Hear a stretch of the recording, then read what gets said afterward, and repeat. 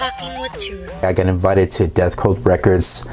I was invited into the natural habitat, and this is where all the magic happens. So today, right now, I'm starting with Niko. Niko, I want you to tell me, what is it that got you starting into this project called Niko Felan, right? Niko Felan? Felan? Okay, tell me about it. So actually, Adrian did. Met him through like funny circumstances. I won't really go much into it. No, tell me, what kind of funny circumstances? We met on Tinder. Okay, all right.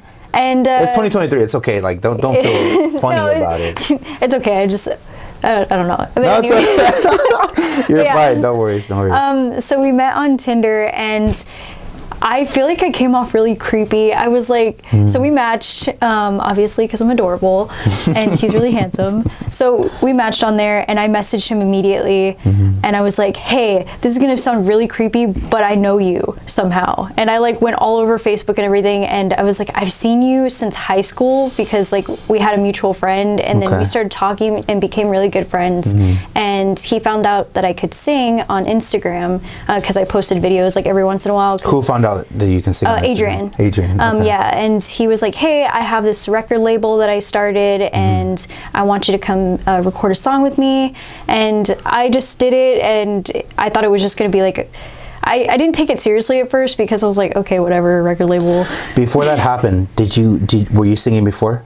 Yeah, I was in choir all my life, and I did acapella. You were? Yeah, and then I did acapella in high school, and I joined the Navy, and obviously didn't really take music with me, but I mean, I sang on watch and everything, and I always like did karaoke and stuff. But once I got out of the Navy and I came to Texas, met Adrian, and just it all kind of fell into place. Okay, so tell me when you started singing. You said the choir, right? When did that happen? Like elementary school. Elementary school. Yeah, I think it was like 5 or 6. Okay, so like, there's been a couple people that asked me like where I started singing. One day I just tried it. Tell me how like you found it. So it was probably like, honestly, like watching a scene in a movie where... Which movie? I don't know, just like any typical... I'm trying to remember. Like, I don't know, just like... Okay, any typical... Okay, and that's... Okay, go on, sorry. Yeah, I'm sorry. But yeah, so I was in class, and it was like around Christmas time, actually, and for whatever reason, the teacher wanted us to like take turns singing that the 12 Days of Christmas It's always song. the school stuff, right? Because I remember... Yeah, okay, anyways, go ahead. So we were singing 12 Days of Christmas in class, and I got the 5 golden rings, and I that just... part. Yeah, and I just sang it, and it, like, I had never really sang before, and I did it, and everyone was like, oh my gosh, and... Since that was my part, every time it got back to that, I just kept singing it, and everyone was just like blown away. And I guess after that, I just got into it, started doing choir, a cappella, and everything, and music just became more of a connection to me, because singing is an instrument, but it's a different type of instrument. Do you play guitar? Do you play any instruments? Or? I learned how to play the ukulele, and I know a little bit of keyboard, but I don't really know anything proficiently, honestly. Okay. I was going to say, like, I don't know if we'll keep it in there because I can edit this, but I remember you just unlocked a memory for me where we went on a field trip to go sing for the elderly, bro. Like, I remember, like, we sang the Christmas stuff, right? And I was like, maybe that's where I found out what I want to sing. But your experience with Deathcvlt, though, like... How has that made you feel so far and progressed you musically?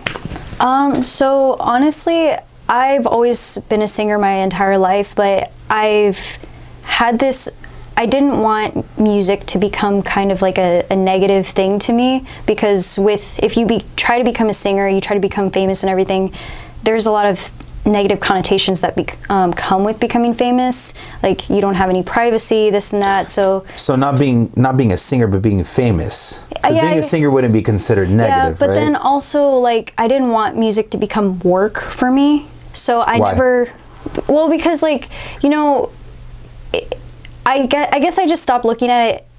If you like pursued it, it's not just a passion, it's a job. And even though like you love working, like I never wanted it to be like serving at a restaurant, and I enjoyed it, but there were days that I dreaded it. I never wanted to look at music and dreading it. And so I never pursued music at first because of that, like maybe it was just doubt or whatever in the back of my mind.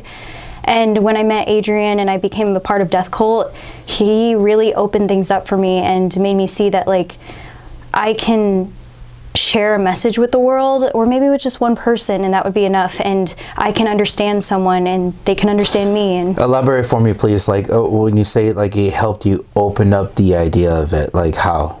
Like, it became an outlet for me to really handle my mental instability, basically.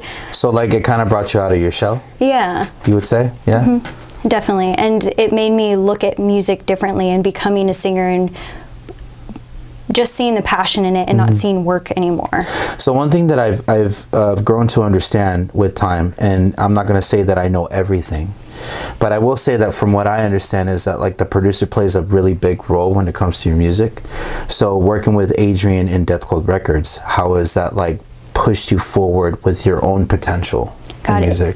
Adrian pushes me so much, like to the point where I'm like on the verge of tears in like the best way, because I like that. Damn, that gave me chills. Yeah, I'm the biggest critic, and he like even like it gets really tense and emotional in our recording sessions because he believes in me so much and I don't believe in myself. And there will be like my last EP, every single song he could tell you I cried because he believed that I could hit notes and I could do this and that and I could belt parts, and I was doubting myself because I didn't have that in me. And he, not only did he help me write music and produce all this music and put it all together, like I wouldn't exist without him.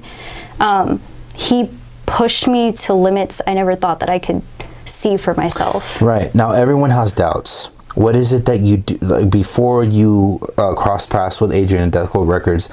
What was it specifically or entirely that you did not believe in yourself? I think the way that I grew up and just the people that were surrounding me at first, I felt like I had to be perfect, but I was never. Who was pushing you to feel that way? Like my family, friends, relationships that I was in, and maybe it wasn't ever always intentional, but it was always there. Okay. And I felt this need to be perfect, but I never felt that I was good enough because everything that I did, just I would do my very best and it wasn't enough. And I think that played into me, like, yes, I know that I'm talented and I have so much going for me, but because I always have like this voice in the back of my head that are all those voices. You are your own worst critic. Yeah, but those voices are the critics, I guess, that I kept with me, and they and just. now? I think because of Adrian, it's still there. Yeah. It's always going to be there a little bit, but with him. It's a little less muted, right? Yeah, Like, he's a little louder sometimes, but I appreciate him for that. Yeah, so he believes in you. Yeah. Right. Okay. Yeah. No, that's great. That's really good. So, how do you feel about the show that's coming up next week? I'm nervous, excited. Is this going to be your first show? Yes. Ever in front of people? No, it's not my first time performing in front of people. I've done it so much throughout my life because of like my background in choir and a cappella and everything and talent shows. But this environment is going to be a little different, though. It's going to be the first time I perform with a live band. And it's pop music, so that's like kind of strange because most of the bands out here, they're metal and all that, and or country. So it's different from everyone else out there, and then also it's me. So it's more vulnerable because it's not karaoke anymore. It's not covering a song. It's me. So it's like, are they gonna like me? How do you feel about the band that's supporting you? I am so lucky that they exist. They are amazing, and I don't know, it's just all coming together so well. That's good. They had the biggest challenge because, like I said, not many pop artists, local pop artists at least, they don't have live bands. Right. And every artist that's working with me, they do like metal, rock, that kind of music. So it's definitely a challenge. And like some of my songs are just acoustic, so they had to just kind of pull it out of their ass. Yeah. But they did it, and I'm so excited to. So very talented, very talented artists. That's good. Yeah. I'm learning a lot from them. That's good. That's good.